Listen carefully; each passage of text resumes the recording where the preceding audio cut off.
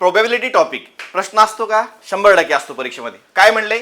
एका पिशवीमध्ये 5 पांढरे 4 लाल 6 निळे चेंडू, एकूण किती झाले? छेदातले 15 झाले. किती बाहेर काढलेत बघूया. या पिशवीतून अनबाद भक्क्याने 3 चेंडू बाहेर काढले, म्हणजे 15 कॉम्बिनेशन 3. कशाला फोकस केले? ते सर्व चेंडू निळे म्हणले. निळे किती आहेत माझे? 6. या 6तून किती बाहेर निघतील? पुन्हा 3. 6 कॉम्बिनेशन 3 डिवायडेड बाय 15 कॉम्बिनेशन 3. तुम्हाला याच्यामध्ये ट्रिक सांगतो. मग काय करायचं? इथला आणि इथला अंक जर सारखा आलेला असेल तर लक्षात ठेवायचा, हा 3 ला 3 कॅन्सल होतो.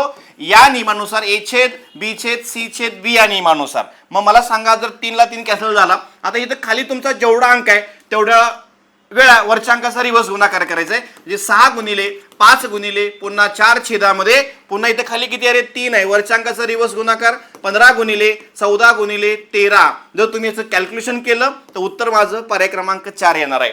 अशा शॉर्ट ट्रिक्स मेथडसाठी व्हिडिओला लाईक करायचं आहे, चॅनल सबस्क्राईब करायचं आहे आणि व्हिडिओ शेअर करायचा आहे. धन्यवाद.